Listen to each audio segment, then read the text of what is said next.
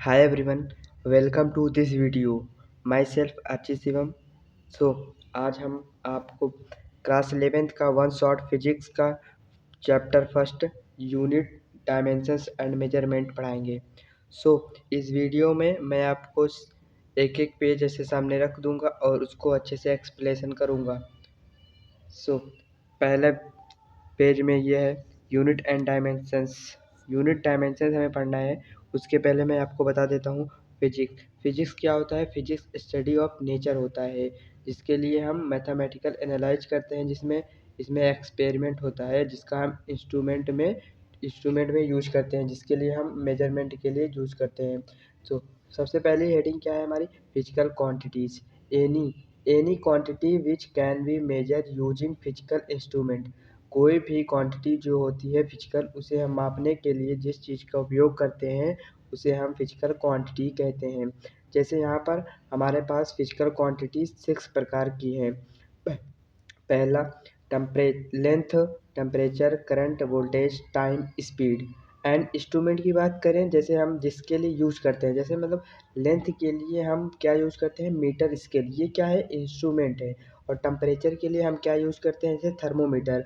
Current के लिए ammeter. Voltage के लिए वोल्टमीटर। टाइम के लिए स्टॉप वॉच होता है। और स्पीड के लिए हम स्पीड मीटर, या तो हम उसे ओडोमीटर भी कहते हैं। यहाँ पर अब बात करते हैं हम next heading based on directional property, जो कि यहाँ पर फिजिक्स में यूनिट में जो हम बात करते हैं उसके डायरेक्शनल प्रॉपर्टी में किस तरीके से डायरेक्शनल होती है। जैसे एक होता है स्केलर और एक होता है वेक्टर। स्केलर का मतलब होता है which has magnitude and does not have any direction. मतलब जिसके पास ना ही कोई मैग्नीट्यूड हो और ना ही कोई डायरेक्शन हो, उसे हम डायरेक्टली ऐड कर देंगे। जैसे हमारे पास ऐडिंग करने के लिए सब्ट्रैक्ट करने के लिए कुछ आएंगे जिसमें हम यूज करेंगे, जहाँ पर स्केलर के लिए हम डायरेक्ट ऐड करेंगे। और एक बात करते हैं वेक्टर जो होता है वो होता है फिजिकल क्वांटिटी जिसके पास मैग्नीट्यूड होता है और डायरेक्शन भी होता है, जिसको हम उसके डायरेक्शन को देखकर हम ऐड करते हैं या सब्ट्रैक्ट करते हैं। तो यहाँ पर जो हमारे पास स्केलर और वेक्टर का एग्जांपल है, जैसे स्केलर में टाइम हो गया। टाइम के पास ना ही कोई मैग्नीट्यूड है ना ही कोई डायरेक्शन है। जैसे मास हो गया, डिस्टेंस हो गया, टेम्परेचर हो गया, करंट, स्पीड इत्यादि, ये सब हमारे पास क्या होते हैं? स्केलर होते हैं। और वेक्टर जिसके पास होता है मैग्नीट्यूड और जिसके पास डायरेक्शन हो। जैसे हमारे पास यहाँ पर क्या है? Force, acceleration, velocity, momentum. ये क्या है? इनके पास मैग्नीट्यूड है और इसके पास क्या है? डायरेक्शन है। इसको हम वेक्टर क्वांटिटी कहेंगे। ठीक है ना? ये क्लियर हुआ। अब आते हैं अगली हेडिंग पर। क्या है? On the basis of dependence. दो प्रकार के बेस पे पढ़ रहे हैं। पहला था डायरेक्शनल बेस पर, दूसरा क्या है हमारे पास? डिपेंडेंस के बेस पर। ठीक है ना? तो डिपेंडेंस के बेस में हम फंडामेंटल फिजिकल क्वांटिटी पढ़ेंगे, जो कि हमारे लिए बहुत इंपॉर्टेंट है। फंडामेंटल फिजिकल क्वांटिटी, जो कि हमारे पास 7 प्रकार के होते हैं। पहला क्या है? मास को हम एम से रिप्रेजेंट करते हैं। दूसरा है लेंथ, एल से रिप्रेजेंट करते हैं। तीसरा है टाइम को हम टी से रिप्रेजेंट करते हैं। चौथा है करंट को हम एमीटर या आई से भी रिप्रेजेंट करते हैं। पांचवा है टेम्परेचर, जिसे हम के से रिप्रेजेंट करते हैं। छठवां है अमाउंट ऑफ सब्सटेंस, जिसे हम मोल से रिप्रेजेंट करते हैं। सातवां है हमारा ल्यूमिनस इंटेंसिटी, जिसे हम CL यानी कैंडेला से रिप्रेजेंट करते हैं। और इसके बाद फंडामेंटल फिजिकल क्वांटिटी 7 प्रकार की होती है, जिसे हमें याद करना है। और उसके बाद हमें डिराइव फिजिकल क्वांटिटी होती है, जिसे हम खुद से डिराइव कर सकते हैं इन 7 फिजिकल क्वांटिटी से। जैसे यहाँ पर हम बताते हैं डिराइव फिजिकल क्वांटिटी। जैसे एरिया को हम डिराइव कैसे करेंगे? L/B। इसे डिराइव करने के लिए हमारे पास एक बेसिक फार्मूला होता है m/0 L/0 T/0। तो यहाँ पर हम डिराइव कैसे करेंगे? जैसे हम पहले एग्जांपल लेते हैं एरिया होता है क्या? L/B क्या है? एक लेंथ है, जिसे हम L1 रखेंगे, फिर या B1 रखेंगे, तो L लेंथ में लेंगे तो उसका L² हो जाएगा। तो ये क्या है? ये एक इसका डिराइव्ड फिजिकल क्वांटिटी है। जैसे दूसरा एग्जांपल लेते हैं वैल्यूम क्या है? LBH यानी लेंथ, ब्रेथ, हाइट। इसका क्या करेंगे? इसका हम जब निकालेंगे डिराइव्ड फिजिकल क्वांटिटी, ये क्या है? L क्या है? लेंथ है। B क्या है? ये भी एक लेंथ है। H क्या है? ये भी एक लेंथ है। जब हम इसे करेंगे तो इससे L³ निकलेगा ऐड करेंगे तो। ठीक है ना? तो इसका क्या बना एल क्यूब। और तीसरा हमारे पास डेंसिटी है। डेंसिटी क्या होता है, मास अपान वैल्यूम होता है। मास क्या होता है, एक एम मास होता है। वैल्यूम क्या होता है, वैल्यूम एक जिसे एल बी एच होता है ना, वो उसमें वैल्यूम होता है एम एल की पावर -3 होती है। एम एल की पावर -3 होती है, इसकी डिराइव्ड फिजिकल क्वांटिटी है। डेंसिटी क्या होती है, एम एल की पावर -3। चौथा एग्जाम्पल जैसे हमारे पास स्पीड है। स्पीड क्या है, स्पीड होता है distance upon time. Distance upon time को जब हम डिवाइड करेंगे तो इसका बनता है एल टी -1, एल टी की पावर -1। जैसे पांचवा हमारे पास एसिलेशन है। एसिलेशन क्या होता है, स्पीड अपॉन टाइम। इसका जो डिराइव्ड बनता है उसको हम कहते हैं एल टी की पावर -2। जिसे छठवा है हमारे पास फोर्स। फोर्स को हम कैसे रिप्रेजेंट करेंगे, m a mass into acceleration. इसको हमारे डिराइव करेंगे तो एम एल टी की पावर -2 बनेगा। तो अब इसके बाद हम सेकंड पेज पढ़ेंगे। ये पहला पेज हमारा डन हुआ। जो भी आपको कंफ्यूजन है उसे कमेंट में पूछे। अब चलते हैं दूसरे पेज की तरफ। तो दूसरे पेज में क्या है, दूसरे पेज में दिया है यूनिट। यूनिट क्या होता है, एक टॉपिक हमारे क्या है यूनिट। यूनिट हम किसे कहते हैं, यूनिट की डिफिनीशन क्या है। यूनिट की डिफिनीशन है standard and reference value of any physical quantity is called unit. यानी कि किसी भी फिजिकल क्वांटिटी की जो वैल्यू होती है, उस स्टैंडर्ड वैल्यू को दर्शाने के लिए जिसका हम उपयोग करते हैं उसके सामने, उसे हम यूनिट कहते हैं। जैसे हमारे पास कोई एक रेफरेंस वैल्यू क्या है, जैसे 5 दिया है, जिसके हम कैसे रिप्रेजेंट करेंगे, क्या 5। जैसे हमने 5 मिलीमीटर नापा, तो 5 मिलीमीटर, मीटर को मिलीमीटर, ये क्या है, एक रेफरेंस वैल्यू है, स्टैंडर्ड वैल्यू है। जैसे 5 मीटर, 5 मीटर क्या है, मीटर एक रेफरेंस वैल्यू है, स्टैंडर्ड वैल्यू है। 5 सेंटीमीटर, 5 ऐसे 5 किलोग्राम, दिस इज क्या है, this is a unit. And इसके बाद क्या बात करते हैं हम, unit represent the magnitude. Unit क्या रिप्रेजेंट करता है, मैग्नीट्यूड किसका, फिजिकल क्वांटिटी का। यूनिट क्या रिप्रेजेंट करता है, मैग्नीट्यूड किसका, फिजिकल क्वांटिटी का। जैसे लेंथ, लेंथ क्या है 1 मिलीमीटर। जैसे लेंथ क्या है 1 मिलीमीटर, इसकी क्या है 1 मिलीमीटर की जो लेंथ है उसकी उसकी मैग्नीट्यूड को वो रिप्रेजेंट कर रहा है। जैसे 1 मीटर, 1 मीटर, 1 कितनी लंबाई है उसकी, 1 मीटर की लंबाई है। वो क्या रिप्रेजेंट कर रहा है, उसकी मैग्नीट्यूड, किसकी, फिजिकल क्वांटिटी की मैग्नीट्यूड को रिप्रेजेंट कर रहा है। यहाँ पर हम बात करेंगे क्या, कैरेक्टरिस्टिक्स ऑफ यूनिट। यूनिट की क्या क्या कैरेक्टरिस्टिक्स हैं। जो पहला क्या है हमारे पास, वेल डिफाइंड। यूनिट क्या होती है, यूनिट एक वेल डिफाइंड होती है। दूसरा क्या होता है, इनवेरिएबिलिटी, कंस्टेंस कंसिस्टेंसी होती है, मतलब कांस्टेंट रहता है एक ही। ये क्या होता है, कांस्टेंट होता है।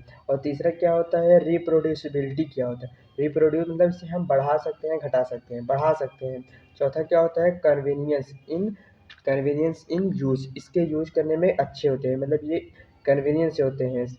और इसके बाद हम बात करते हैं, जैसे यहाँ पे कुछ हमारे पास डिराइव्ड फिजिकल क्वांटिटी है। जैसे हम फिजिकल क्वांटिटी, जो डिराइव्ड फिजिकल क्वांटिटी है उसे हम कई तरीके से पार्ट पार्ट करके हम पढ़ेंगे। कई सारी यूनिट्स, यूनिट एंड डायमेंशंस में कई सारे डायमेंशंस है डिराइव फिजिकल क्वांटिटी, जिसे हम ऐसे ब्रेक ब्रेक करके पढ़ेंगे, उसे आपको याद करना होगा। यहाँ पर हम बात करते हैं फोर्स। फोर्स की जो डिराइव क्वांटिटी होती है वो मास, एम ए मास और सेकंड में, जैसे M L T minus power 2। ठीक है, यहाँ पे वर्क की बात करते हैं, force into distance, M L की पावर 2 टी की पावर -2। यहाँ पे प्रेशर की बात करते हैं, प्रेशर क्या होता है, फोर्स अपॉन एरिया होता है। तो फोर्स एफ होता है, इस एफ क्या है, फोर्स होता है एल। इसका हम बात करेंगे, इसको आपको होमवर्क में मिलता है, जिसे आपको आंसर देना होगा, इसकी डायरेक्ट क्वांटिटी क्या होती है। फोर्स अपॉन एरिया को आपको लिखना होगा, एम की पावर 0, एल की पावर 0, टी की पावर 0 में क्या आएगा उसको आपको लिखना होगा। यहाँ पे बात करते हैं हम system of units. System of units में हमारे पास, सिस्टम ऑफ यूनिट्स को किस तरीके से बांटा गया है, जैसे हमारे पास फिजिकल क्वांटिटी में हम लेंथ की बात करते हैं, मास की बात करते हैं, टाइम की बात करते हैं। जिसे हमारे पास 3 तरीके से बांटा गया है, एफ पी एस, सी जी एस, एम के एस। एफ पी एस क्या होता है, जैसे हमारे पास लेंथ को हम फुट, सेंटीमीटर, मास। जैसे यहाँ पर एफ पी एस क्या होता है, foot pound second, foot pound second होता है। सी जी एस क्या होता है, सेंटीमीटर ग्राम सेकेंड होता है। एम के एस क्या होता है, मास किलोग्राम सेकेंड होता है। तो ये हमें याद करना होगा, जिसे हम लेंथ में दिखा देंगे। यहाँ पर हमारे पास कन्वर्जन में काम आएगा ये। फुट जैसे लेंथ दिया रहेगा फुट, सी FPS में दिया रहेगा उसे हम सीजीएस में कन्वर्ट कर सकते हैं, सीजीएस में दिया रहेगा एमकेएस में कन्वर्ट कर सकते हैं।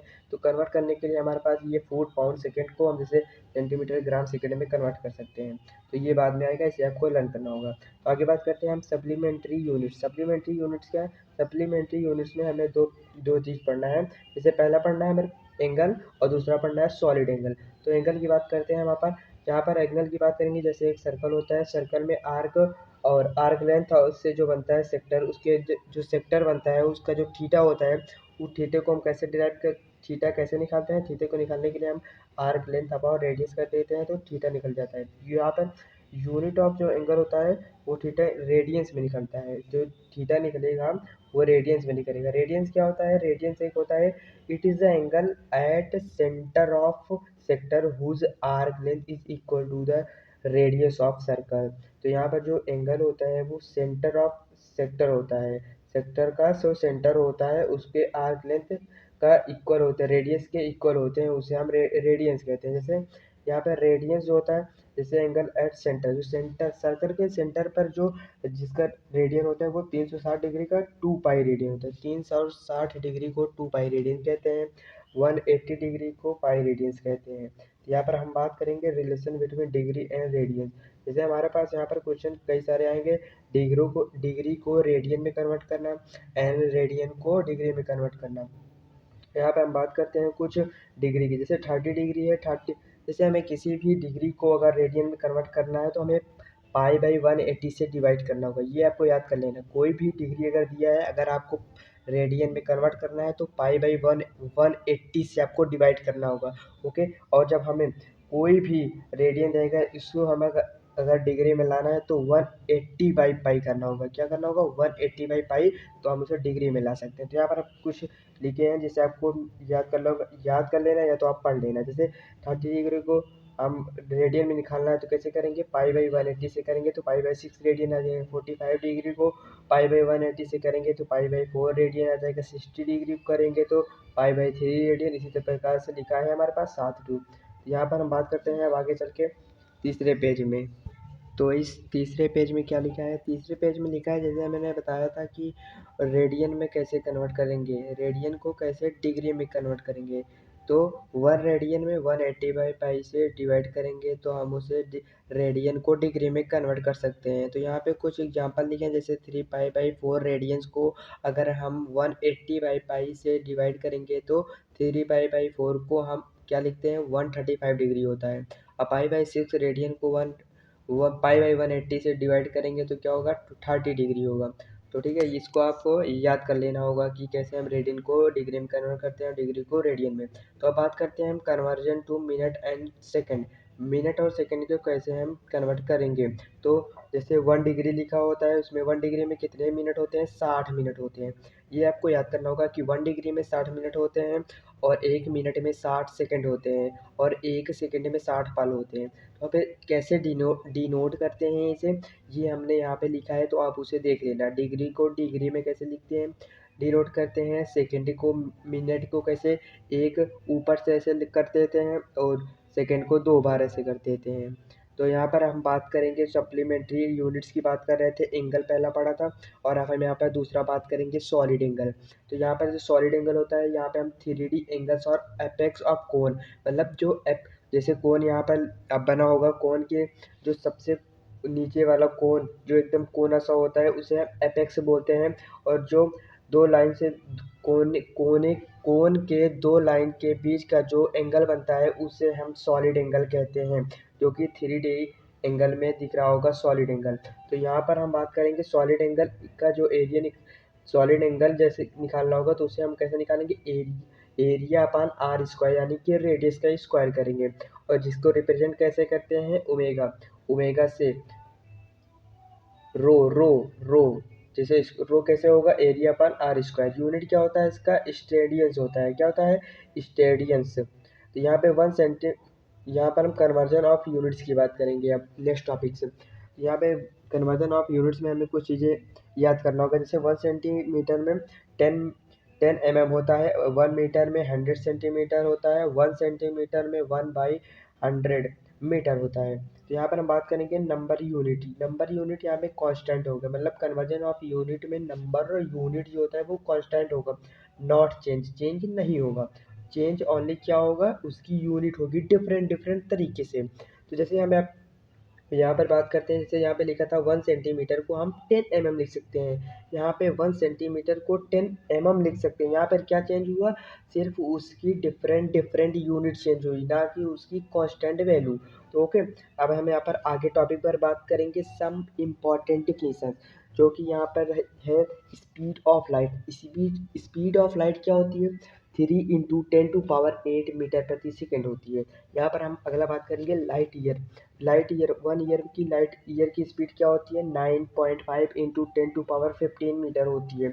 1 ईयर कंप्लीट करता है डिस्टेंस का ट्रेवल, ठीक है ना। यहाँ पर लाइट 1 ईयर में कितना ट्रेवल करती है, डिस्टेंस करती है 9.5 × 10⁻15 मीटर, ठीक है ना। अभी यहाँ पर अगले बात करेंगे एस्ट्रोनॉमिकल यूनिट। एस्ट्रोनॉमिकल यूनिट क्या होता है, 1.5 × 10⁻11 metre, distance between sun and earth. Sun और अर्थ के बीच की जो दूरी होती है उसे क्या कहते हैं, एस्ट्रोनॉमिकल यूनिट, जो कि होती है 1.5 × 10⁻11 मीटर। और यहाँ पर अगला बात करेंगे पार्सिक। पार्सिक क्या होता है, पार्सिक इट इज, यहाँ पर एक रेडियस ऑफ सेक्टर होता है हुज आर्क लेंथ PS होता है, is AU and angle at centre is, at centre, जैसे यहाँ पे लिखा होगा थीटा। थीटा है और आर्क लेंथ से बना, रेडियस और आर्क लेंथ से बना होता है, उसको हम पार्सेक कहते हैं, जिसकी जो कि जो कि वो 3.0857 × 10⁻16 मीटर पे कवर करता है। और यहाँ पर हम जैसे बोले थे पार्ट पार्ट में करके हम आपको डायमेंशन बताएंगे। तो यहाँ पर डायमेंशंस है वर्क। वर्क क्या होता है, फोर्स इंटू डिस्टेंस हमने बताया था। तो ML T⁻2 और मोमेंटम। मोमेंटम क्या होता है, मोमेंटम का होता है मास इंटू वेलोसिटी। तो इसका डायरेक्ट फिजिकल क्वांटिटी क्या होगा, ML T⁻⁻1 power work upon time. जो इसका डिराइव फिजिकल क्वांटिटी क्या होगा, ML⁻2 T⁻⁻3। और यहाँ पर अब हम आपको बता दें डायमेंशंस क्या होता है। डायमेंशंस होता है the power to which fundamental physical quantity are raise to represent a physical quantity. तो इसको आपको पता होगा। यहाँ पर बात करते हैं हम डिस्टेंस। डिस्टेंस जैसे हम यहाँ पर आपको ट्रिक बताएंगे कि डिस्टेंस को, जैसे जहाँ पर कहीं भी डिस्टेंस के बारे में बात की जाए तो उसे हम L से रिप्रेजेंट करेंगे। जैसे distance, displacement, radius of gyration, light year, parsec, astronomical unit. जहाँ भी डिस्टेंस की बात आए वहाँ पर हम L का यूज करेंगे। अब चलते हैं हम अगले पेज में, पेज नंबर 4। पेज नंबर 4 में क्या है, पेज नंबर 4 में जैसे हमने पहले तीसरे पेज में बताया था कि जैसे हमने दे देंगे जहाँ पर डिस्टेंस दिखेगा वहाँ पर हम L यूज करेंगे। तो ऐसे ही दूसरे में दिया है स्पीड। स्पीड आपको जहाँ पर स्पीड टर्म का कुछ भी दिखेगा, कोई भी शब्द दिखेगा, वहाँ पर हम यूज करेंगे LT-1। जैसे यहाँ पर वेलोसिटी, स्पीड हो गई या वेलोसिटी हो गई, यहाँ पर हम यूज करेंगे LT⁻⁻1। जैसे average speed, average velocity, terminal velocity, critical velocity, velocity of light, instantaneous velocity, escape velocity, वो ऑर्बिटल वेलोसिटी, रिलेटिव वेलोसिटी। तो वेलोसिटी और स्पीड के लिए हम क्या यूज करेंगे, LT-1। और तीसरे में बात करते हैं एसिलेरेशन। एसिलेरेशन पर जहाँ भी कहीं पर हम एसिलेरेशन या ग्रेविटी की बात करेंगे, यहाँ पर हम क्या यूज करेंगे, LT⁻⁻2। जैसे average acceleration, instantaneous acceleration, acceleration due to gravity, intensity of gravitational field, centripetal acceleration, centrifugal acceleration. तो ये सब जो होते हैं इसके लिए हम क्या यूज करेंगे, LT⁻⁻2। फोर्थ वाले में क्या बात करते हैं, फोर्थ वाले में क्या है, मोमेंटम। मोमेंटम क्या हमने आपको बताया था कि ML T⁻⁻1, T⁻⁻1 पावर के लिए होता है ML⁻2 T⁻3। डेंसिटी के लिए हमने आपको बताया था कि ML⁻3 होता है। अब पाँचवें में बात करते हैं फोर्स। आपको जहाँ भी फोर्स के टर्म दिखे आपको क्या यूज करना है, ML⁻2। ये आपको याद करना पड़ेगा। तो फोर्स के जैसे टर्म होते, क्या क्या टर्म है, जैसे सेंट्रीपिटल फोर्स है, फ्रिक्शन है, ग्रेविटेशनल फोर्स है, थ्रस्ट है, विस्कॉस ड्रैग है, स्प्रिंग फोर्स है, मैग्नेटिक फोर्स है, नॉन कंजर्वेटिव फोर्स है, रेडिएशन फोर्स है। जहाँ पर भी आपको फोर्स शब्द से कुछ भी दिखे आपको क्या यूज करना है फिजिकल क्वांटिटी डिराइव वाले में, एम एल टी की पावर -2, एम एल टी की पावर -2। छठवें में क्या है, छठवें में है वर्क एनर्जी। 6 नंबर पे वर्क एनर्जी, वर्क एनर्जी पर जहाँ पर भी आपको कोई भी शब्द दिखे वहाँ पर आपको क्या यूज करना है, आपको यूज करना है एम एल की पावर 2 टी की पावर -2, एम एल की पावर 2 टी की पावर -2। जैसे यहाँ पर बात करते हैं वर्क एनर्जी के term, kinetic energy, potential energy, heat energy, thermal energy, vibrational energy, moment of force, torque और स्ट्रेन एनर्जी।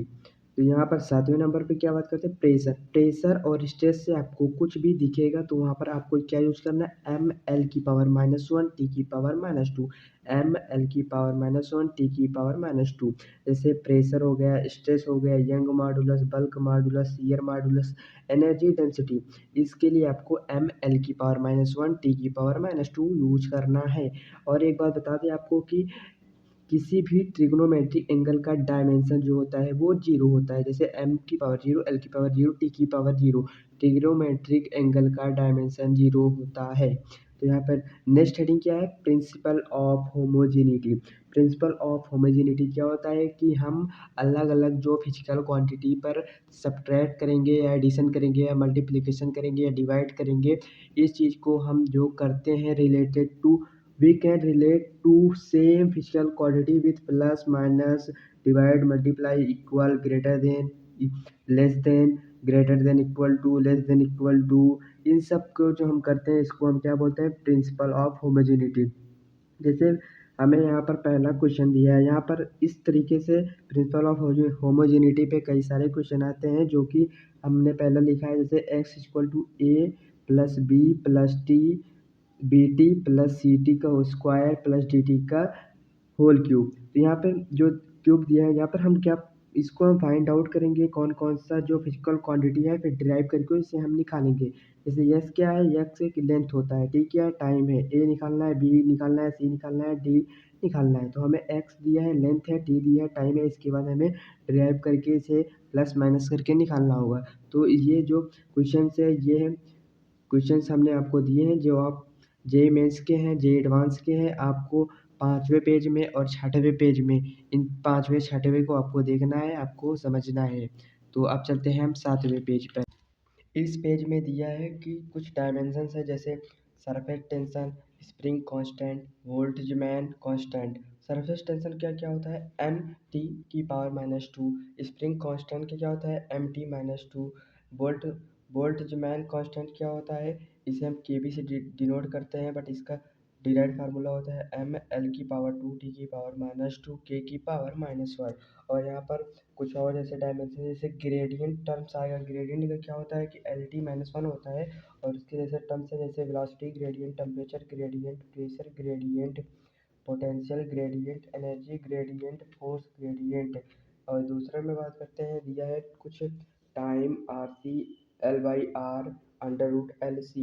इस ये सब क्या है, ये सब टी से डिनोट किए जाते हैं। और इसके हिसाब से कुछ डायमेंशन जैसे velocity upon length, velocity upon length को जब हम डिराइव करेंगे तो क्या बनेगा, एल टी की पावर -1, सॉरी टी की पावर -1, एल एल कट जाएगा। यहाँ पर फिर टेम्परेचर एंड लेंथ का, टेम्परेचर बाई अपॉन लेंथ का दिया है के बाई एल, के एल की पावर -1। प्रेशर अपॉन लेंथ दिया है, प्रेशर अपॉन लेंथ में क्या होता है, एम एल की पावर -2 टी की पावर -2। और पोटेंशियल अपॉन लेंथ का होता है एम एल की पावर एम एल ए की पावर -1 टी की पावर -3। एंड फोर्थ क्या है, energy length, energy upon length का क्या होता है एम एल टी की power -2। And force upon length में क्या होता है एम एल टी की power -2। M M L T की power -2 upon length, L L cut जाएगा तो बचेगा क्या, एम टी की पावर -2। और आगे क्या है, पोटेंशियल, पोटेंशियल के क्या होता है एम एल की पावर 2 ए की पावर -1 टी की पावर -3। तो ये सब आपको याद करना ही पड़ेगा। और आगे बात करते हैं हम रेजिस्टेंस। रेजिस्टेंस क्या होता है, हमने क्लास 10th में पढ़ा था ड्रो, ठीक है ना, रेजिस्टेंस पढ़ा था। तो इसका फार्मूला है जैसे वी इक्वल टू निकालते थे आई आर, और power equal to I square R. तो यहाँ पर हम बात करेंगे इसकी डिराइव्ड डायमेंशन की, तो डायमेंशंस की, तो यहाँ पर जो v equal to I R है इसका होगा अब एम एल का 2 t⁻³ a की पावर -1 का ए आर हो जाएगा। तो यहाँ पर आर दिया है, आर की होता है, आर जो होता है रेजिस्टेंस उसका होता है एम एल की पावर 2 t⁻³ a की पावर -2 होगा। और पावर जो है वो आई स्क्वायर आर होता है, तो इसका होगा एम एल की power 2 t⁻³ equal to A square R हो गया। तो इसके नीचे फिर क्या होगा एम एल की पावर 2 t⁻³ ए की power -2 equal to R, R निकल जाएगा, आर सेम सेम आ गया, एम एल की पावर 2 t⁻³ ए की पावर -2।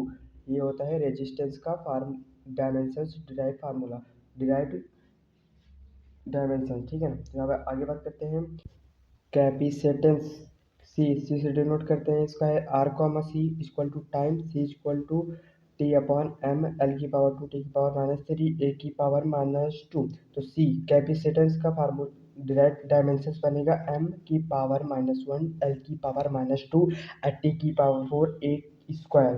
तो यहाँ पर दूसरा टर्म है एक इंडक्टेंस, इंडक्टेंस आएगा आगे चल के हमारे ये दोनों टर्म आगे चल के हम आपको बताएंगे। यहाँ पर इंडक्टेंस क्या है, एल से डिनोट करते हैं, इसका होता है एल, इसका डायरेक्ट डायमेंशन होगा एम एल की पावर 2 t की पावर -2 a की पावर -2, ठीक है ना। तो अब अगले पेज में हम बात करते हैं, पेज नंबर 8। इस पेज में हम बात करेंगे लोगरिथमिक एंड एक्सपोनेंट्स, मतलब ट्रिग्नोमेट्री में जैसे हमने बताया था कि किसी भी ट्रिग्नोमेट्री का डायमेंशन जो होता है वो 0 होता है। तो यहाँ पर भी हम बात करेंगे जैसे ए की पावर कुछ दिया हो, ए की पावर अगर पावर दिया हो तो उसका पावर क्या होगा, 0 होगा, m0 t l0 t0। जैसे जो जो आएगा उसका जो फार्मूला का वो भी 0 होगा। तो मतलब यहाँ पर हम क्या बात करेंगे कि किसी भी लॉग का एक्सपोनेंट का ट्रिग्नोमेट्रिक इक्वेशन जो फंक्शन होते हैं उन सब का क्या होता है, डायमेंशन 0 होता है। तो अब अगली टर्म की क्या बात करेंगे, डेंसिटी टर्म। जहाँ भी आपको डेंसिटी टर्म दिखेगा मतलब इसका डायमेंशन जो होता है वो हम बात करेंगे। जैसे मास डेंसिटी है, चार्ज डेंसिटी है, एनर्जी डेंसिटी है, ये 3 प्रकार की डेंसिटी है जो हम इस चैप्टर में पढ़ेंगे। तो मास डेंसिटी क्या है कि इसमें 3 प्रकार की आती हैं, जैसे लीनियर मास डेंसिटी, ये हम आगे विस्तार रूप से पढ़ेंगे, पर अभी यहाँ पर हम इसका डायमेंशन एनालिसिस देखेंगे। तो यहाँ पर 3 प्रकार की मास डेंसिटी है, जैसे linear mass density, area mass density, volume mass density. तो जैसे लीनियर मास डेंसिटी है, इसका जो डिराइव्ड फार्मूला बनेगा, जैसा लीनियर मास डेंसिटी क्या होता है, lambda, lambda equal to mass upon length होता है। मास अपान लेंथ का जब डिराइव करोगे तो एम एल की पावर -1 बनेगा। और जो एरिया मास डेंसिटी है उसका होता है सिग्मा, सिग्मा की पावर मास अपान एरिया होता है। सिग्मा की जो इसका फार्मूला होता है sigma equal to mass upon area. जब मास अपान एरिया का हम डायरेक्ट फार्मूला निकालेंगे क्या बनेगा, एम एल की पावर -2 बनेगा। और वैल्यूम मास डेंसिटी का फार्मूला होता है rho, rho rho equal to mass upon volume. तो इसका क्या बनेगा, इसका डायरेक्ट फार्मूला बनेगा एम एल की पावर -3। अगले टर्म पे बात करेंगे चार्ज डेंसिटी। चार्ज डेंसिटी भी 3 प्रकार की डिवाइड है, जैसे linear charge density, area charge density, volume charge density. तो यहाँ पर जो लीनियर चार्ज डेंसिटी का फार्मूला है lambda equal to charge upon length रख देंगे। और चार्ज अपान लेंथ का जो बनेगा डिराइव वो होता है ए टी एल की पावर -1 बनेगा। एरिया चार्ज डेंसिटी का फार्मूला बनेगा sigma equal to charge upon area. Charge upon area का जो डिराइव फार्मूला बनेगा वो एल की पावर -2 ए टी बनेगा। और जो वैल्यूम चार्ज डेंसिटी का फार्मूला होता है वो rho equal to charge upon volume कर देंगे। तो यहाँ पर जो चार्ज अपान वैल्यूम का जो बनेगा वो एल की पावर -3 ए टी। तो अब बात करेंगे एनर्जी डेंसिटी। एनर्जी डेंसिटी भी एक एनर्जी डेंसिटी सिर्फ एक तरीके से होती है, जैसे एनर्जी अपान वैल्यूम। एनर्जी डेंसिटी का फार्मूला क्या होता है, एनर्जी अपान वैल्यूम। इसका जो बनेगा डायरेक्ट फार्मूला वो होता है एम एल की पावर -1 टी की पावर -2। क्या होता है एनर्जी अपान वैल्यूम, इसका जो बनेगा वो एम एल की पावर -1 टी की पावर -2। आपको सिर्फ डायमेंशंस याद करने हैं, बाकी डिराइव करना आपको आना चाहिए। तो अब आगे आगे बात करेंगे हम कुछ करंट रिलेटेड डायमेंशंस की।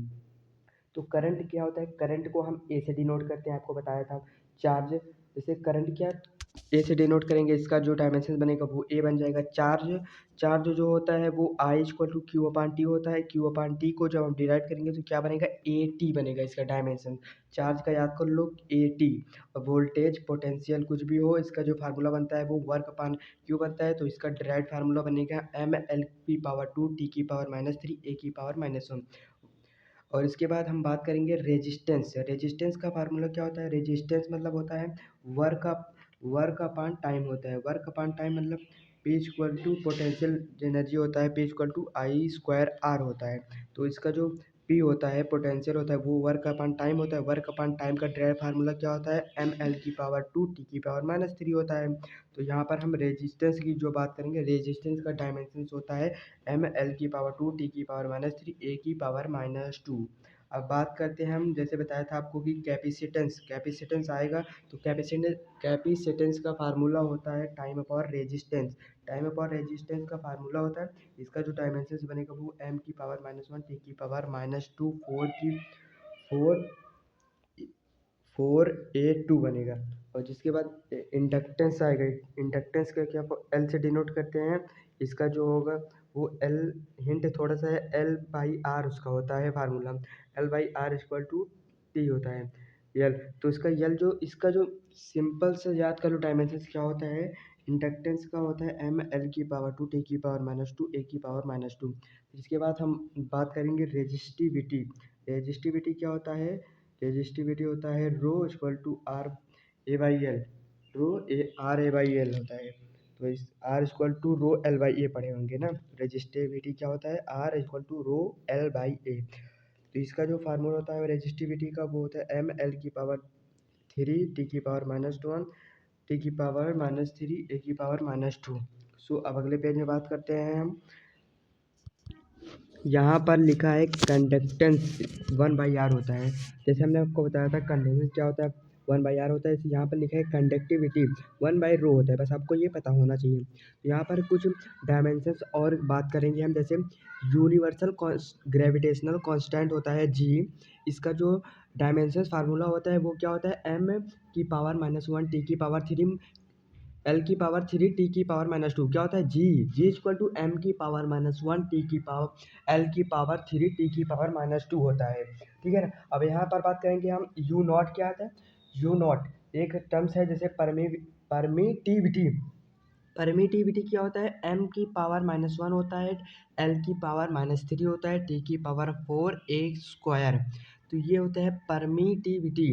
इसका जो डिनोट करते हैं वो ई नॉट है। और जैसे एक होता है परमिएबिलिटी, इसका यू नॉट से डिनोट करते हैं। इसका जो डायमेंशन फार्मूला होता है वो होता है एम एल टी की पावर माइनस टू ए की पावर माइनस टू होता है। और यहाँ पर हम बात करेंगे इलेक्ट्रिक फील्ड का डायमेंशन क्या होता है। इलेक्ट्रिक फील्ड का डायमेंशन क्या होता है, इलेक्ट्रिक फील्ड का डायमेंशन होता है एम एल टी की पावर माइनस थ्री ए की पावर माइनस वन होता है। और मैग्नेटिक फील्ड का क्या होता है, मैग्नेटिक फील्ड का होता है एम एल टी की पावर माइनस टू ए की पावर माइनस वन होता है। क्या होता है, एम एल टी की पावर माइनस टू ए की पावर माइनस वन। और आगे बात करेंगे हम एप्लीकेशन ऑफ डायमेंशन। मतलब ये जो डायमेंशन है इसका एप्लीकेशन क्या है। इसका एप्लीकेशन तीन तीन एप्लीकेशन है इसका। पहला हो गया ड्राइव फार्मूला जो हम ड्राइव कर रहे हैं। दूसरा हम बात करेंगे करेक्टनेस ऑफ फार्मूला, चेक करेंगे कि कौन सा फार्मूला, कौन सा डिराइव फार्मूला सही है कि नहीं सही है। और तीसरी बात करते हैं हम कन्वर्जन ऑफ यूनिट्स, यूनिट्स को कन्वर्जन करना डायमेंशन में, ये होता है एप्लीकेशन ऑफ डायमेंशन। यहाँ पर हम पहला बात करेंगे डिराइव फार्मूला। कैसे डिराइव फार्मूला कैसे करते हैं, देखिए आपको किसी भी क्वेश्चन में आपको दिया होगा कि मेंशन होगा, क्वेश्चन में मेंशन होगा कि फिजिकल क्वांटिटी कुछ क्वांटिटी पर डिपेंड कर रही है। मतलब जैसे कोई भी फार्मूला आपको अगर डिराइव करने को बोलेगा तो वहाँ पर देगा, जैसे यहाँ पर एक एग्जांपल लेते हैं किनेटिक एनर्जी। किनेटिक एनर्जी क्या है, depends on mass and velocity. यहाँ पर लिखा है कि किनेटिक एनर्जी किस पे डिपेंड कर रही है, मास एंड वेलोसिटी। फिर कह रही है कि डिराइव करो फार्मूला। तो यहाँ पर हम किनेटिक एनर्जी जब डिराइव करेंगे तो यहाँ पर क्या डिपेंड कर रहा था, मास। मास का डायमेंशन लिख लेंगे, मास का डायमेंशन, और वेलोसिटी का डायमेंशन लिख लेंगे। जैसे मास का डायमेंशन क्या होता है, मास का तो m होता है। यहाँ पर जैसे हम लिख लेंगे m स्क्वायर v का क्यूब, फिर लिखेंगे कॉमा करके m माइनस हाफ v की पावर सेवन। यहाँ पर m v cube M square V minus 7/12 7/2 M we square का 1/2 लिख सकते हैं। एम का 1/2 हो गया, वी का हो गया 3/2। देखो यहाँ पर हमारे पास बिलियंस ऑफ ऑप्शन रहेंगे, तो हमें ऑप्शन देख के ही मतलब हमें इसका डायमेंशंस बनाना होगा। तो यहाँ पर काइनेटिक एनर्जी का तो डायमेंशन यहाँ पे निकल के आया एम हाफ वी की पावर 3/2। यहाँ पर हमें बिलियंस ऑफ ऑप्शन होंगे कि हम कौन सा करेक्ट कर सकें। तो जैसे इसका एग्जांपल हो गया, तो हम आगे बात करेंगे कि यहाँ पर सोल्यूशन के kinetic energy depends on mass velocity. तो we do not know power, net power क्या है इसकी, जैसे mass equal to A, velocity equal to B. तो मास ए, वेलोसिटी बी। तो यहाँ पर हम किनेटिक एनर्जी जो होता है power of M, power of क्या है हमको नहीं पता है। तो यहाँ पर हम बात करेंगे पावर ऑफ एम जो है सेम ऑन बोथ साइड। अगर सेम बोथ साइड होगा तो जैसे ए की पावर 1 तो बी की पावर भी होना चाहिए। तो यहाँ पर +2 equal to plus B, B equal to 2 हो जाएगा। Kinetic energy A M A B हो जाएगा। तो यहाँ पे kinetic energy A M we square होगा। जैसे हम कह रहे थे कि बिलियंस ऑफ ऑप्शन है, मतलब बिलियंस ऑफ ऑप्शन का मतलब क्या है कि हमें इसकी पावर नहीं पता है कि मास एंड वेलोसिटी की पावर क्या होगी। तो इसलिए हमने माना ए की पावर 1 है, सेम साइड बोथ है, बोथ सेम साइड पावर है। तो यहाँ पर जैसे हमने बोथ सेम साइड पावर माना तो किनेटिक एनर्जी क्या है, ए एम वी स्क्वायर है। तो यहाँ पर क्या है कि किनेटिक एनर्जी डायरेक्टली प्रोपोर्शनल होता है एम ए मास से। तो यहाँ पे directly proportional V velocity v। तो kinetic energy A equal to A M A B velocity v। तो एम किनेटिक एनर्जी क्या होता है, एम एल की पावर 2 टी की पावर -2 होता है। ये होता है किनेटिक एनर्जी का डायमेंशंस होता है। तो यहाँ पर हम निकालेंगे तो ए एम की पावर ए दिया है, फिर टी की पावर -1 होता है, तो इक्वल टू बी पावर लगा है। तो पावर ऑफ एम जो निकला वो सेम निकला, एल जो निकला वो same, T equal to same होगा। तो समझे ना। तो यहाँ पर जो ए है वो प्रोपोर्शनलिटी कांस्टेंट है, एम एल 0 टी 0 है, ठीक है ना। तो अब ये हो गया डिराइविंग ऑफ फार्मूला। तो आगे हम जैसे कुछ बात कर लेते हैं, जैसे पार्ट वाइज हम डायमेंशंस का पढ़ रहे हैं। तो यहाँ पर है कि डायमेंशन क्या है, circular motion dimension. Circular motion dimension जो ये चैप्टर है सर्कुलर मोशन का, उसमें हम पढ़ेंगे, लेकिन यहाँ पर हम इसका डायमेंशन देख लेते हैं क्या होता है। तो सर्कुलर मोशन डायमेंशन क्या होता है, जैसे यहाँ पर लिखा होगा angular displacement theta equal to, हमने बताया था टिग्नोमेट्री का, किसी भी टिग्नोमेट्री का जो डायमेंशन है वो क्या होगा, 0 होगा। यहाँ पर M0 L0 T0। Time period क्या होता है, टाइम पीरियड यानी टी होगा। तो फ्रीक्वेंसी क्या होता है, frequency v equal to 1/t होता है। तो इसका जो डायमेंशन होगा वो टी की पावर -1 होगा। एंगुलर वेलोसिटी क्या होता है, angular velocity equal to theta upon T होता है। तो इसका जो होगा वो टी की पावर -1 होगा। एंगुलर वेलोसिटी डिनोट किससे करते हैं, ओमेगा से, वो हम बाद में पढ़ेंगे। यहाँ पर डायमेंशन याद करो कि एंगुलर वेलोसिटी का डायमेंशन क्या होता है, टी की पावर -1 होता है। एंगुलर एक्सीलरेशन का फार्मूला क्या होता है, वो एंगुलर वेलोसिटी होता है अपॉन टाइम कर दोगे। तो इसका जो ये फार्मूला होता है, लेकिन हमें क्या याद करना है, हमें याद करना है डायमेंशन क्या होता है, टी की पावर -2 होता है। यहाँ पर जो इंस्टेंटेनियस एंगुलर वेलोसिटी होता है ओमेगा होता है, वो हम बाद में बात करेंगे। जैसे ओमेगा, तो यहाँ पर जो ओमेगा होता है वो D theta by delta energy. अब अगले पेज में हम चलते हैं। पेज नंबर 11 में क्या है, कुछ डायमेंशन है, जैसे rotational motion dimension. Rotational motion dimension पे हम बात करेंगे radius of gyration. Radius of gyration का क्या होता है, एल होता है। डायमेंशन क्या होता है, एल होता है। रेडियस ऑफ गायरेशन का एल होता है। मूवमेंट ऑफ इनर्शिया होता है, इसका होता है मास रेडियाई स्क्वायर। तो इसका जो डायमेंशन होगा वो होगा एम एल की पावर 2, जो ये फार्मूला होता है मूवमेंट ऑफ इनर्शिया का वो होता है मास रेडियाई स्क्वायर होता है, और इसका डायमेंशन क्या होता है, एम एल की पावर 2। फिर बात करेंगे टॉर्क क्या होता है, टॉर्क होता है कि वर्क की डायमेंशन होता है। टॉर्क क्या होता है, वर्क कितना काम किया उसकी डायमेंशन। तो उसकी डायमेंशन क्या होती है, एम एल की पावर 2 टी की पावर -2। फिर बात करेंगे एंगुलर मोमेंटम क्या होता है, इस एंगुलर मोमेंटम का जो डायमेंशन होता है वो होता है एम एल की पावर 2 टी की पावर -2, एम एल की पावर 2 टी की पावर -2। अब हम बात करेंगे कुछ इंपॉर्टेंट डायमेंशंस की। इंपॉर्टेंट डायमेंशन में जैसे प्लैंक कांस्टेंट हो गया, बोल्ट्जमैन कांस्टेंट आपको बताया था, gravitational constant ji, Stefan's constant, coefficient of viscosity. ये सब हम आगे चैप्टर्स में पढ़ेंगे, पर अभी हम इसका डायमेंशन देख लेते हैं क्या होता है।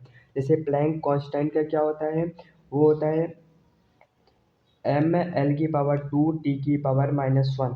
सिर्फ अभी हम डायमेंशंस की बात कर रहे हैं, बाकी हमने यहाँ पर फार्मूले ड्राइव कैसे होते हैं वो सब लिखे हैं, आपको नोट्स में देख लेना होगा। तो जैसे बात करते हैं प्लैंक कांस्टेंट क्या होता है, ml⁻²t⁻⁻1, ml⁻²t⁻⁻1। बोल्ट्जमैन कांस्टेंट क्या होता है, बोल्ट्जमैन कांस्टेंट आपको बताया था कि ml⁻²t⁻⁻2 होता है। तो ग्रेविटेशनल कांस्टेंट क्या होता है, ग्रेविटेशनल कांस्टेंट आपको बताया था m⁻⁻1 l⁻3 t⁻⁻2 होता है। स्टेफन्स कांस्टेंट क्या होता है, स्टेफन्स कांस्टेंट आगे चल के हम पढ़ेंगे कि sigma equal to power upon A t⁴ होता है। ये होता है पावर का फार्मूला बताया था, वर्क अपॉन टाइम होता है। तो सिग्मा a t⁴ होता है। ये होता है फार्मूले पर हमें हमें मेन फोकस क्या करना है, डायमेंशन। डायमेंशन क्या होता है, m⁻3 k⁻4 होता है। क्या होता है, m⁻3 k⁻4 होता है। कोफिशिएंट ऑफ विस्कोसिटी, ये हम आगे चैप्टर में पढ़ेंगे। विस्कोसिटी क्या होता है, जिसको हम डिनोट करते हैं ईटा, ईटा यानी यन से बना के ईटा। तो इसको हम इसका डायमेंशन क्या होता है, डायमेंशन देख लेते हैं। डायमेंशन होता है ml⁻⁻1 t⁻⁻1, ml⁻⁻1 t⁻⁻1 होता है।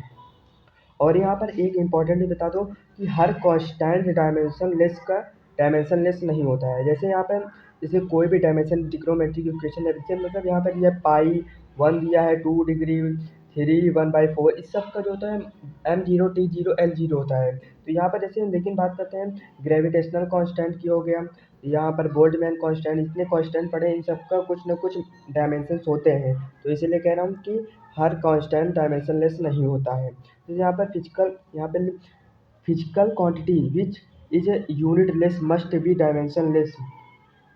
यहाँ पर हम आपको क्वेश्चन दे रहे हैं कि physical quantity which is unit less must be dimension less. जो यूनिट लेस हो क्या वो डायमेंशन लेस भी होता है, या आपको बताना होगा कि जैसे चलो हम ही बता देते हैं। Physical quantity which is dimension less, answer is physical quantity which dimensionless can still have unit. मतलब जो भी फिजिकल क्वांटिटी डायमेंशनलेस होगी लेकिन उसका यूनिट हो सकता है। तो ये सही है, क्या होगा, ट्रू होगा। तो यहाँ पर जैसे एग्जांपल में बात कर लेते हैं सॉलिड एंगल। सॉलिड एंगल हमने पढ़ा था एरिया अपॉन आर स्क्वायर, यानी कि इसका m0 l0 t0। यहाँ पर यूनिट क्या है, स्टेडियंस है। डायमेंशन क्या है, m0 l0 t0 है। पर एंगल थीटा की बात करें, arc length upon radius m0 l0 t0, but इसकी एज यूनिट क्या है इसकी, रेडियंस है। रेडियंस क्या है इसकी यूनिट, रेडियंस। किसी भी डायमेंशनलेस का यूनिट हो सकता है हर फिजिकल क्वांटिटी में। और आगे लिखा है कि यहाँ पर हम बात करेंगे correctness of formula. Correctness of formula क्या है, जैसे पोटेंशियल एनर्जी लिखा है इक्वल टू पोटेंशियल एनर्जी का फार्मूला क्या होता है, mgh। तो ये क्या है, ये करेक्ट है। तो इसको कहते हैं correctness of formula. Formula correct है कि नहीं है, इसके बारे में आगे बात करते हैं। करेक्टनेस ऑफ फार्मूला में पहले हमने आपको पढ़ाया था कि प्रिंसिपल ऑफ होमोजेनिटी क्या होता है। प्रिंसिपल ऑफ होमोजेनिटी हमने आपको बताया कि जैसे दो फिजिकल क्वांटिटी हैं तो उनके बीच में प्लस माइनस सब्ट्रैक्टिंग करना, एडिशन करना, मल्टीप्लिकेशन, डिवाइडिंग करना। तो इसी से हम पता करेंगे कि कैसे किसी भी डायमेंशन का फार्मूला यानी डायमेंशन सही है कि नहीं सही है, करेक्ट है या नहीं। कैसे पता करेंगे, जैसे हम right hand side left hand side हम देखेंगे डायमेंशनल उसका। जैसे पोटेंशियल एनर्जी का देखें तो LHS यानी राइट लेफ्ट हैंड साइड क्या होता है, ml⁻2 t⁻⁻2। या और जैसे हम राइट हैंड साइड देखें तो क्या होता है ml⁻2 t⁻⁻2। जैसे यहाँ पर हमने पोटेंशियल एनर्जी क्या होता है, वो होता है ml⁻2 t⁻2 एन mgh, यानी मास mgh। इसका जो होता है वो डायमेंशन होता है वो भी ml⁻2 t⁻2 होता है। मतलब यहाँ पर LHS RHS इक्वल है, मतलब ये डायमेंशनली करेक्ट है। तो यहाँ पर हम बात करेंगे तीसरे एप्लीकेशन ऑफ डायमेंशन की, कि मतलब एरर्स क्या होते हैं, मतलब कॉन्सेप्ट क्या है इसका, कि मतलब एरर्स कैसे होते हैं। तो कोई भी एक्सपेरिमेंट होता है उसकी रीडिंग में जैसे 10 सेंटीमीटर लिखा है तो यहाँ पर नीटा यूज होता है। मतलब if we want to convert to different unit length rod, जैसे 10 सेंटीमीटर रॉड में कन्वर्ट किया 10 mm हो जाएगा, यानी 10 सेंटीमीटर इक्वल टू 100 mm हो गया। तो ये जो होता है, जैसे सिंपल सिंपल सा कांस्टेंट दिया होगा तो हम उसे आसानी से कन्वर्ट कर सकते हैं। यहाँ पर कोई भी फॉल्ट यानी रीडिंग का फॉल्ट नहीं होगा, एरर्स नहीं होगा। बट यहाँ पर ड्रॉबैक ऑफ डायमेंशंस में क्या है कि we can not determine the value of A की वैल्यू क्या है वाइल डिराइविंग फार्मूला, जब तक कि हम फार्मूला डिराइव ना करें। और इसका जो LHS है, RHS इक्वल है, we can not determine whether formula is correct और not, we can only tell it is dimensionally correct. We cannot derive formula like v equal to u plus at, s equal to ut plus half at square, u equal to v equal to u square plus 2a। यहाँ पर ये dimension drawback है dimension की, कि dimension में हम कैसे reading को गलत पढ़ते हैं, रीडिंग उसमें गलत होती है, कैसे हम बता नहीं सकते। ये होता है ड्रॉबैक। डायमेंशन में ड्रॉबैक कैसे हुआ एरर्स में। यहाँ पे एरर्स क्या होता है, एरर्स ही मतलब उसकी गलतियाँ, कैसे मतलब गलतियाँ होती हैं रीडिंग में। जैसे 10 सेंटीमीटर लिखा था तो कांस्टेंट था, तो पता चल गया कि यहाँ पर कोई भी रीडिंग गलती नहीं हो सकती क्योंकि 10 सेंटीमीटर कांस्टेंट लिखा था। तो यहाँ पर फिजिक्स में एक्सपेरिमेंट करते हैं तो इंस्ट्रूमेंट होता है फॉल्टी हो जाता है, ऑब्जर्वर जैसे फॉल्ट कर देता है, नेचर से कुछ फॉल्ट हो जाता है, कुछ ना कुछ फॉल्ट हो जाता है, कुछ ना कुछ गलतियाँ होती हैं सभी चीज़ों में। यहाँ पर कोई भी चीज़, जैसे यहाँ पर सिस्टमेटिक एरर्स में मतलब क्या होता है कि कॉजेस होता है कि पॉजिटिव है कि निगेटिव नहीं, पॉजिटिव निगेटिव में कुछ ना कुछ सिस्टमेटिक एरर्स होते हैं, कुछ रैंडम एरर्स हो जाते हैं, जैसे कुछ ग्रॉस एरर्स होते हैं। यहाँ पर हम एरर्स कैसे हो जाते हैं, एरर्स को गलतियाँ ही एरर्स होती हैं, उसको हम कैसे पता करेंगे यार उसमें एरर्स क्या होते हैं। यहाँ पर हम बात करेंगे रिप्रेजेंटेशन ऑफ एरर्स, गलतियाँ इन एक्सपेरिमेंट। गलती इन एक्सपेरिमेंट में क्या कैसे रिप्रेजेंट होता है। तो यहाँ पर we should take more than one reading to minimise random errors को हम जैसे मिनिमाइज करना है, मतलब उसमें एरर्स ना हो, तो हम क्या कर सकते हैं कि उसे ज़्यादा से ज़्यादा बार हम उसे पढ़ें, यानी ज़्यादा से ज़्यादा बार पढ़ेंगे तो हम रैंडम एरर्स कम कर पाएंगे। तो जैसे एक्सपेरिमेंट में हम जल्दी जल्दी में होते हैं तो वहाँ पर कुछ ना कुछ एरर्स हो ही जाते हैं, बाय डिफ़ॉल्ट नेचर हो जाते हैं, हमसे हो जाते हैं, रीडिंग से करने से हो जाते हैं। तो यहाँ पर पहला चीज़ क्या है कि हम उसे ज़्यादा से ज़्यादा बार पढ़ के तब उसे लिखें। और फिर यहाँ पर जैसे लिखा है नंबर में 1 2 3 4 5, यहाँ पर रीडिंग जैसे लिखा है 1.8, T1 लिखा है टेम्परेचर का, 1.9 लिखा है T2 का टेम्परेचर 2 का, और 20 लिखा है T2, 2.0 लिखा है T3 का, 2.1 लिखा है T4 का, 2.2 लिखा है T5 टेम्परेचर 5 का। तो यहाँ पर जो एक्सपेरिमेंट हुआ to find the period of pendulum, यहाँ पर पेंडुलम का यानी टी इक्वल टू 1.8 इतना था रीडिंग पाया गया। फिर इसके बारे में अगले पेज में क्या बात करते हैं, हम अगले पेज में बात करते हैं कि एवरेज वैल्यू कैसे निकालेंगे, मीन वैल्यू कैसे निकालेंगे ऑफ टाइम पीरियड। जैसे वहाँ पर निकाला हमने कि मतलब 1 पॉइंट आया, 2.2 आया, 2.1 आया, 2.2, ये क्या निकाला हमने, रीडिंग निकाला पेंडुलम की क्या होती है। तो इसकी हम मीन वैल्यू कैसे निकालेंगे, या मीन वैल्यू या एवरेज वैल्यू कैसे निकालेंगे। तो इस एवरेज वैल्यू मीन वैल्यू का फार्मूला क्या होता है कि T1 प्लस T2 प्लस मतलब सारे सबको ऐड करके अपॉन जितने भी होंगे नंबर ऑफ संख्या, मतलब जैसे आप 5 संख्या थी, जैसे T1 plus T2 plus T3 plus T4 plus T5, तो अपन 5 से डिवाइड करेंगे तो क्या निकल जाएगा उसकी मीन वैल्यू। जैसे मीन वैल्यू निकालते हैं इसकी 1.8 plus 1.9 plus 2.20 plus 2.1 plus 2.2 upon कितने संख्या है टोटल है जिसका वो होता है 5 है। तो यहाँ पर जब डिवाइड करेंगे ऐड करके तो इसका जो आएगा वो 2.0 सेकेंड आएगा, मतलब ट्रू वैल्यू निकली 2.0 सेकेंड, क्या निकली ट्रू वैल्यू, मतलब ये मीन वैल्यू है इसकी, एवरेज वैल्यू, यही है इसकी ट्रू वैल्यू। अब यहाँ पर बात करेंगे एब्सोल्यूट एरर्स इन रीडिंग में एब्सोल्यूट कैसे, एब्सोल्यूट रीडिंग मतलब errors in each reading with respect to the mean and average value. हर रीडिंग में क्या गलती है, छोटी गलतियाँ छोटी गलतियाँ इन ईच रीडिंग, कुछ ना कुछ गलतियाँ होती हैं हर एक रीडिंग में। यहाँ पर मीन एब्सोल्यूट एरर्स इन एक्सपेरिमेंट यानी डेल्टा टी एन की बात करेंगे। Delta T mean absolute errors क्या होता है, मीन एब्सोल्यूट एरर्स होता है delta one plus delta T two plus delta T3 plus delta T4 plus delta T5।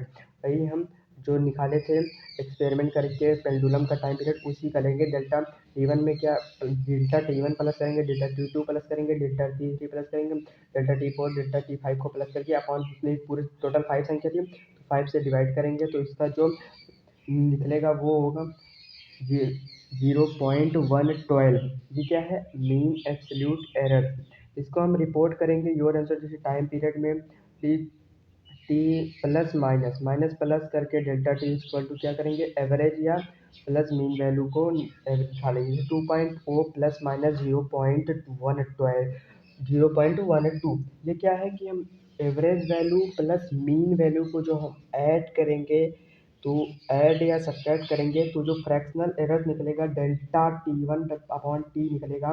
0 point जैसे निकला फ्रैक्शनल एरर में, तो 0.06 निकला। परसेंटेज एरर क्या निकला, परसेंटेज एरर निकला 6%। तो ये निकालने का तरीका होता है कि एरर्स कितनी गलतियाँ हैं कि नहीं है, गलतियाँ कैसे पकड़ते हैं। यहाँ पर हम एब्सोल्यूट एरर निकाल के एवरेज मीन वैल्यू निकाल कर हम उसे प्लस माइनस में कर सकते हैं। तो यहाँ पर हम अगली हेडिंग की बात करते हैं, propagation of errors in mathematical operation. Propagation of errors मतलब यहाँ पर हम एडिशन करेंगे, कुछ सब्ट्रैक्शन करेंगे, कुछ मल्टीप्लिकेशन करेंगे, कुछ डिवीजन करेंगे, तो उससे हमें क्या पता चलेगा, उसकी एरर्स पता चल जाएंगी। तो जैसे यहाँ पर लिखा है mean value and error value को अलग अलग ऐड करो। मीन वैल्यू और ऐडिंग जब हम करेंगे तो मीन वैल्यू और एरर वैल्यू को अलग अलग ऐड करेंगे, और जब हम सब्ट्रैक्ट करेंगे तब भी हम मीन एंड एरर्स को अलग सब्ट्रैक्ट करेंगे। सब्ट्रैक्शन में, मल्टीप्लिकेशन में भी फ्रैक्शनल एरर्स को ऐड करेंगे, ठीक है ना। यहाँ पर हम एडिशन, सब्ट्रैक्शन, मल्टीप्लिकेशन, डिवीजन को mean value and average value को अलग अलग करके उसको करेंगे। फिर यहाँ पर हम पेज नंबर 13 में बात करेंगे। पेज नंबर 13 क्या है, कुछ जनरल केस हैं। जैसे यहाँ पर लिखा है x इक्वल टू ए की पावर एन, ए की पावर एन होगा तो यहाँ पर जो होगा delta x upon x equal to n delta a by a होगा। यहाँ से जैसे दूसरा लिखा है x इक्वल टू ए की पावर पी, बी की पावर ए, सी की पावर आर। जो जनरल केस है ये मान चलो डायमेंशंस में, जैसे डेल्टा एक्स अपॉन एक्स होगा equal to P delta A upon A delta B upon B plus R delta C upon C. यहाँ पर तीसरा लिखा है ए की पावर पी, बी की पावर ए। यहाँ पर डेल्टा एक्स बाई एक्स क्या होगा, B B delta a by a, q delta b by b, r delta c by c. जैसे kinetic energy half m we square होता है, तो यहाँ पर delta k upon k delta m upon m, delta k upon k equal to delta m upon m plus 2 delta we upon v. यहाँ पर जैसे ई potential energy क्या होता है, एम जी एच होता है, तो यहाँ पर डेल्टा ई अपॉन ई क्या होगा, delta m upon m plus delta g upon g plus delta h upon h होगा। जैसे यहाँ पर वेलोसिटी के दिया है, वेलोसिटी पेंडुलम जब निकालते हैं तो पी बाई पी होता है, तो यहाँ पर पी बाई रो होता है, तो P half by rho half हो गया, तो delta we upon V half delta P upon P plus half delta P by rho. ये होता है कुछ जनरल केसेस हैं जिसे हम एरर्स में या उसे हम देख सकते हैं, कर सकते हैं फाइनली। सो ये चैप्टर को हम यहीं पे एंड करते हैं। फिर मिलते हैं अगले वीडियो में, तब तक के लिए खुश रहें, मस्त रहें।